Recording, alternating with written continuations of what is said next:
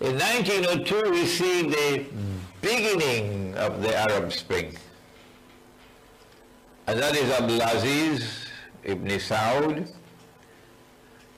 and his clan, who had been driven out of the Arabian Peninsula, they were somewhere in Kuwait, were able to make a comeback. And they took the city of Riyadh, 1902. Your Arab Spring has started. But in 1902, something else happened. The Zionists had been at work, modern Western civilization, in trying to brainwash people, officers in the armed forces of the Ottoman Empire, and intellectuals in the Ottoman Empire, to secularize their thinking. The Ottoman Empire had for some time now been described derisively by Europe as the sick man of Europe. Because all the rest of Europe was benefiting from the scientific and technological revolution and was becoming militarily more and more powerful. The economy of Europe was improving because it's an exploitative economy. Europe had been sending her armies out into the world and occupying and colonizing the rest of the world, using the newfound military power that came from the scientific and technological revolution. And money is flowing back into Europe. Europe is growing more and more wealthy and militarily more and more powerful, and the Ottoman Empire is left behind. The Ottomans attempted to copy, to mimic, to follow the pattern of Europe, to try to bring about some change in their own economy and bring about some change in their own military science. But it was to no avail, because Dajjal was the author of that scientific and technological revolution. And this disparity between the Western world and the Ottoman world impacted upon the intelligentsia and impacted upon the Ottoman military. And from their ranks emerged those who now wanted change. We want the Ottoman Empire to be changed, and we want it to become like Europe. These people were called the Young Turks, for want of a better name. And the Zionists had been cultivating ties with them. Amongst the Zionists were those who were Jews and who had pretended to leave Judaism and had become Muslims. They had Muslim names. There was a term used to describe these people. I don't know whether my pronunciation is correct of this Turkish term. They're called Domni. Amongst them was Mustafa Kemal. In 1902, France hosted a conference which brought together not only these people from the Turkish homeland, Ottomans, but also Christian minorities who were opposed to the Ottoman Empire. And that conference, which took place in Paris in 1902, was responsible for charting the way for the revolution of all revolutions. Yes, the French Revolution was important. Yes, the American Revolution was important. Yes, the Bolshevik Revolution was even more important. But nobody ever talks about this revolution. This one, they put it under the wraps. They don't want us to focus on this revolution. This was the most important of all. It took them only 6 years, from 1902 to 1908, to succeed. In 6 years' time, they overthrew, it's called regime change. Yeah.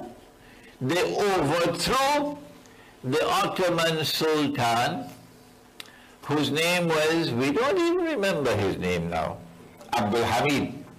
Sultan Abdul Hamid was overthrown. He had to step down. And these secular Turks, these essentially godless secular people, now pursue a policy of antagonizing the Arabs from Constantinople, antagonizing the Arabs in the Arabian Peninsula in particular. Why are they doing that? They follow a second policy, not only of antagonizing the Arabs, but antagonizing Muslims. Because they want to provoke, you know the word, a revolt. They want to provoke a revolt. At the same time that they are doing that work from Constantinople, Britain sends her spies into Arabia with a fat checkbook. Maybe there was also some cash. And Britain's spies approached the Ottoman appointed governor of Mecca. Well, they didn't use the word governor, they used the word Sharif. The Sharif of Mecca. Maybe that's where they got. The Americans have the sheriffs in the town sheriff. So he was known as the Sharif of Mecca. And his name was Hosein bin Ali. If you get a copy of my, I don't know whether we have it at the back, the Caliphate, the second edition? Yeah, okay, all right. We have it at the back. The Caliphate, the Hijaz, and the Saudi Wahhabi nation state, second edition. At the back of that book, I have put a copy of a proclamation issued by Hosein bin Ali. What Hosein bin Ali does not say when he announces that he is now revolting against the Ottoman Khalifa, who is a figurehead. He wields no power. The government is not in his hands. He is revolting against the Ottoman Khalifa and proclaiming his independence. This is what the Zionists wanted, revolt, the Arab revolt. And he explains why I'm doing it. Because these fellows, look at what they're doing. Look at how they're behaving and all the anti-Islamic activities and so on.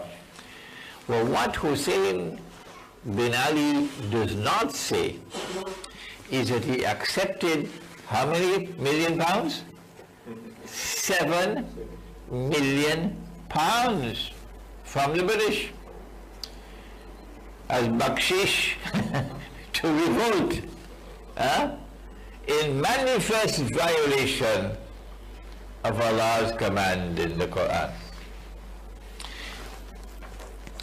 Upon this revolt of the Sharif Hussein, and he says, well, I want to be Khalifa now. The Arabs want the Khilafah. The rest of the Arab world is now in a state of revolutionary turmoil.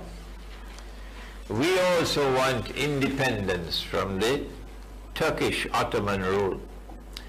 And the Zionists, with the first Arab Spring, the Zionists are able to succeed in cutting off the Ottoman Empire from the rest of the world of Islam.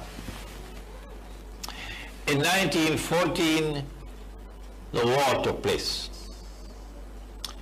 The war began. They call it the First World War.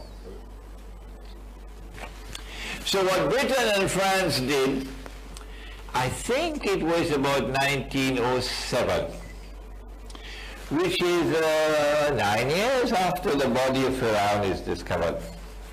What Britain and France did cunningly, is to embrace Russia. Traditionally, they've always fought against Russia. And they've always been allies of the Ottomans. Britain and France were always allies of the Ottomans. They always protected the Ottoman Empire. They always assisted the Ottoman Empire. They didn't want Russia to ever defeat the Ottomans. No. But now that the body of Pharaoh is discovered, they do something strange and mysterious. They reach out to Russia to successfully embrace Russia in an alliance, a triple alliance, 1907. Britain, France, and Russia, knowing that the World War is coming up. Why did they do that? Answer, I wish I had enough time to stop and ask you all some questions. In chess, there's a term, they call it checkmate. Checkmate. You put your enemy in a position where he can't move. Anyhow he turns, he's blocked. So they checkmated the Ottoman Empire. So that when the war starts, the Ottomans cannot become allies in the war with Britain and France. Why? Because Russia is there. And Russia is a traditional enemy. That's why they did it. So the pieces on the chessboard are being put in place as we approach 1914, when the World War is to take place. Out there, Hussein bin Ali is ready to revolt against the Ottoman Empire. And over here, the Turks, the secular Turks, take over the government, regime change. And over there, Britain and France make an alliance with Russia to checkmate the Ottoman Empire. Russia responded when the war started. Russia naturally, you can't blame Russia, in seeking to get all the Orthodox Christians under Ottoman rule to revolt. What's wrong with that? This is war. And as the Armenians revolt against the Ottoman Empire, what the secular Turks did, and they admitted, they say, yes, we did it, was to forcefully remove millions of Armenians from territory in which they were located, which was vulnerable to Constantinople, to another area. And a great massacre took place. The secular government in Constantinople can't fool us by throwing wool over our eyes. All the excuses that they made, and they are still making to this day, is just dust in our eyes. They deliberately massacred the Armenian Christians. It's called the Holocaust. It did take place. Why? It's not too difficult for you to understand why. Because they are pursuing the same policy that the Ottomans had pursued before the regime change. What was that policy? Deliberate antagonism of Rome. So that the hatred that the Orthodox Christians have for Islam would intensify. That's why you had the Holocaust of the Armenians in must have been around 1914, 15, somewhere around there. Okay? By 1917, the writing was on the wall for two countries. The writing was on the wall for the Ottoman Empire, that they were going to be defeated. They had made an alliance with Germany because there was nothing else that they could do. Because they had been checkmated. That's what Britain and France wanted. We wanted you to make an alliance with Germany. The writing was on the wall for the Ottoman Empire and for Germany. You were losing the war. All that the Zionists needed to win the war was to get the United States of America to enter the war. The fellow who gave us the motor car, what was his name? Henry? You've forgotten his name? We still have Ford motor cars around. FOR did it say fix and repair, something with that. Henry Ford did everything he could possibly do to prevent the United States from entering the war. And when he lost the battle, he had the money to bring together the research scholars and to be able to document how they succeeded. And he produced a book called, name? The International Jew, in 4 volumes, big, in which he explains and reveals what they did, the Zionists did, to get the United States into the war. Most Americans have not read that book. It's banned in the United States. As soon as the United States entered into the war, it was over. But before that, before the United States entered into the war, Germany had the upper hand. And Britain and France very cunningly ensured that Russia would bear the brunt of the fighting from 1914 to 1916. Millions of Russians were killed. Russia had to abandon Moscow, I believe. And the Russian economy was in shambles. And the Russians were suffering, and this is precisely what the British wanted. Oh, we are allies. No. What Britain and France did was to say to Russia in 1907, or maybe shortly after that if you join with us in an alliance, when we defeat the sick man of Europe, we promise you Constantinople. And the Russians fell for the bait. I went to Russia and warned them, don't fall for the bait a second time. They're coming to you with another bait now.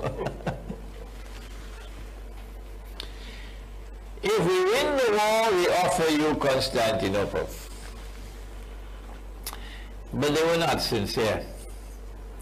In the same way that they were not sincere with the Arabs when they were fomenting this Arab revolt to get your independence from the Turks. We promise you, if you will assist us in defeating the Ottoman Empire, we promise you independence. There will be one Arab nation at the end of the war, one Arab nation, and the king of the Arabs would be Hussein bin Ali. You believe the British and the French? Are you so stupid? So on the one hand, they were offering Russia Constantinople, and you are our ally. But behind Russia's back, they were stabbing Russia in the back. How did they do it? The strategy was to get Russia to take the brunt of the fighting, to get Russia to take the brunt of those who were being killed in the war, to get the Russian people to suffer and suffer and suffer,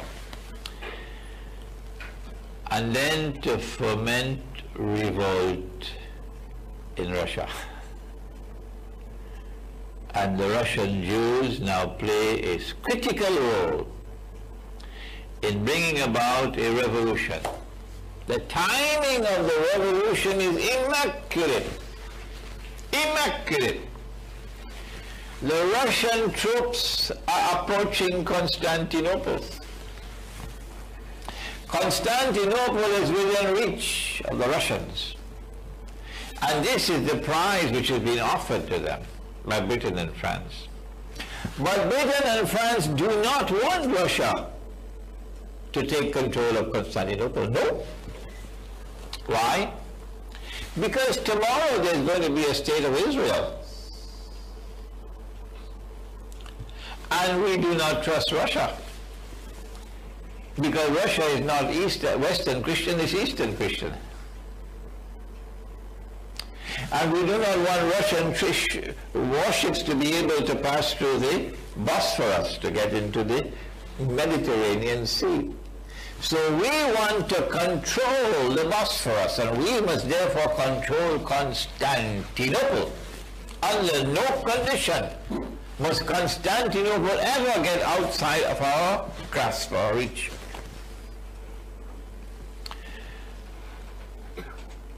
And so when the Russian troops were within grasp of Constantinople, then the Russian Jews acted.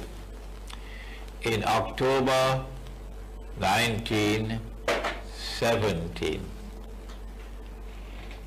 because there is popular discontent in Russia over the war, because the Russian troops are suffering in the war, because workers are suffering in the war, the economy is in shambles.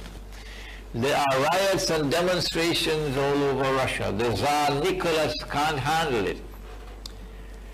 So now they succeed, the Russian Jews, amongst them is Lenin. And they overthrow the Russian monarchy. It will not be long again before they overthrow another monarchy. This monarchy had lasted for a few hundred years, the Russian monarchy. But that monarchy is 4,000 years old. And they're going to overthrow that one as well. Which one am I talking about? Come on, somebody. China. China. The Chinese emperor. They're 4,000 years old of emperors.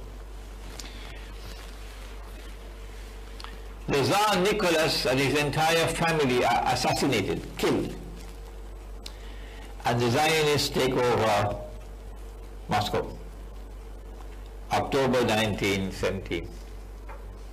The first thing that they do is to withdraw Russia from the war.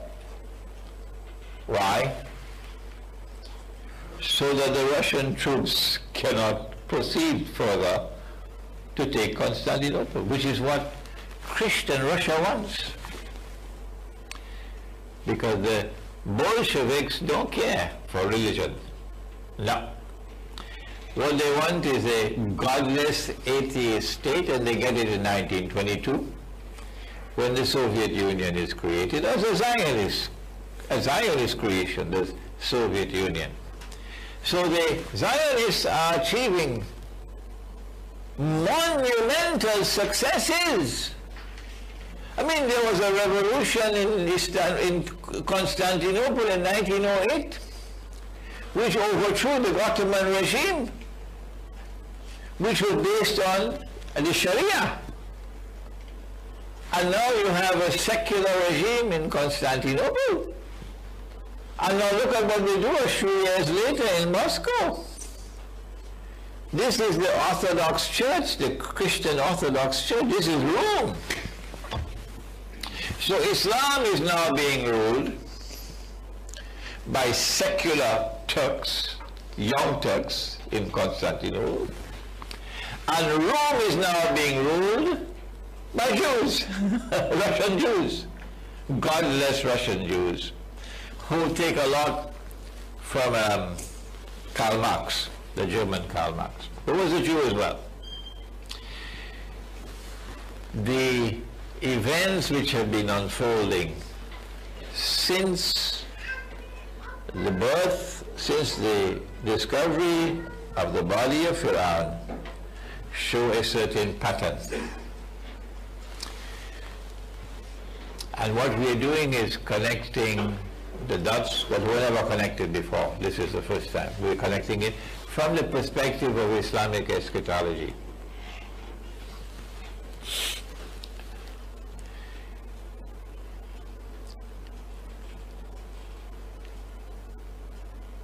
The British and the French decide to launch an attack on the Ottoman Empire and to land a few 100,000 troops in a place called Gallipoli.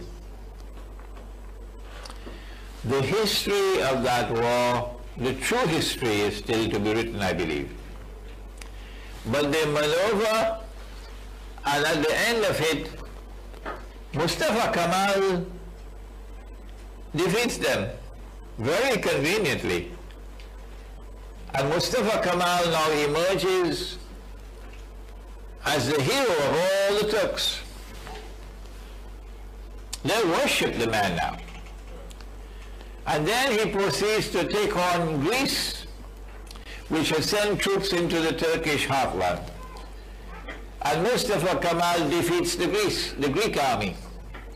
The Greeks are seeking help from Britain and from France. But Western Christianity does not want to support Eastern Christianity. So Greece is defeated. And by 1922, Mustafa Kemal is, without question, the hero of all the Turks. Oh yeah. He's able to take over Constantinople because British troops and French troops are there. And as he takes over Constantinople, he proclaims that we want the Republic of Turkey. My gosh, it is this transformation from the old model of an Ottoman Empire, which is abandoned, to the new model of a secular state, the Republic of Turkey, that makes the greatest impact of all on Asia and Africa. The American Revolution, the French Revolution, the Bolshevik Revolution did not have a comparable impact. What happened in Turkey has the greatest impact of all. And so the Republic, the secular Republic of Turkey is established. And Islam is put into cold storage. He did a number of things to antagonize Muslims. You no longer can wear this hat which allows you to make sajda. You now have to wear the Western hat. So the tarbush, I think it's called, the red one, that one is abandoned. Now you have to wear Western hats. So that with the Western hat, you could take it off if you want to make sajda. The Arabic script is abandoned. And the Latin script is replaced. The same thing happened in Malaysia. The Malay language, the Jawi language, the Arabic script is abandoned and a Roman script, Latin script is replaced. We have a Malaysian here who knows what happened. It did not happen with the Arabic language. It did not happen with the Urdu language. It did not happen with the Farsi language, but it happened with Turkish. The Azan, oh my gosh, for Salat must now be called in Turkish language, not in Arabic anymore. All the madrasas, all the institutions of Islamic learning are closed down. Closed down. It's war on Islam. At the heart of Constantinople. The name of the city is changed. It's no longer Constantinople. Why Mustafa Kemal? Come on, tell us why. Because they know fully well that the conquest of Constantinople in 1452 is not the one that the Prophet ﷺ prophesied. That the conquest of Constantinople prophesied by Nabi Muhammad ﷺ is still to come. Is still to come. We now can see when that conquest does come, the back of NATO will be broken. And the Western world will lose its control over the Bosphorus. That's coming. But Mustafa Kemal doesn't want us to know that. So he changes the name from Constantinople and makes it an offense, a crime, to use the name Constantinople. You have to refer to it as Istanbul, which is one of the many names it had. All names. And then comes 1924. The events are following rapidly now. In 1922, Mustafa Kemal says, yes, we're going to have a Republic of Turkey, but hey, the Western Christian, they got a Pope in Rome. So why can't we have a Pope as well? What's wrong with that? So the Khalifa is now reduced to a Pope, meaning he has religious authority, he has no temporal authority. Huh? But by 1924 they had to remove that as well, because there was a challenge. The Khilafah is now being dismantled, the institution of the Khilafah. And this is the biggest prize of all that the Zionists have been pursuing since the establishment of the Zionist movement. Even when in 1917, November, General Allenby, with Arab troops fighting loyally with him, shall I repeat it? Huh? Even when in November 1917, the British general, with Arab troops fighting loyally with him, is able to conquer Jerusalem. And then in 1918, the League of Nations gives to Britain a mandate over the Holy Land. What they want is the Caliphate, the Khilafah. And in 1924 they succeed. And because of the Khilafat movement in India. But we're running out of time. And the Caliphate is abolished on the 3rd of March 1924. And then Hussein bin Ali claims the Khilafat on the 7th of March 1924. You find all of this history in my book at the back. The Caliphate, the Hijaz, and the Saudi Wahhabi nation state. These are the events of the first Arab Spring, which led to victory after victory for the Zionists. When we leave that first Arab Spring and we come now to this Arab Spring, we see the same pattern taking place. The Ottomans are removed and they put the Saudis in place to do their work for them. But now in the second Arab Spring, despite all the efforts of Saudi Arabia to save themselves, Saudi Arabia is sinking. Dajjal has used Saudi Arabia for all that he needed from Saudi Arabia. And Dajjal doesn't need Saudi Arabia anymore. So goodbye, Saudi Arabia. Dajjal has used the United States for as long as Dajjal needed the United States. Dajjal doesn't need the United States anymore so much. So goodbye, United States. In the second Arab Spring, we see now events taking place which are going to culminate with what the Zionists want most of all, a state of Israel which was born in 1948, and which since then have been growing and growing and growing in power, replaces the United States as the third and last ruling state in the world. And then Israel has to wage big wars. In order for Israel to wage a big war, she has to weaken the Muslims. Even though the governments are under the Zionist control, the people are still there. So Israel needs something that will weaken the Muslims. The best card that they have, the trump card that they have, is Shia-Sunni civil war. And that is now being played. My time is up. The second Arab Spring, I believe, is going to witness. I hope it does not happen. I hope I'm wrong. An attack on Iran, which is meant to provoke Iran. It's not an attack to destroy Iran, no. It's like a punch to wake you up and to get you to fight.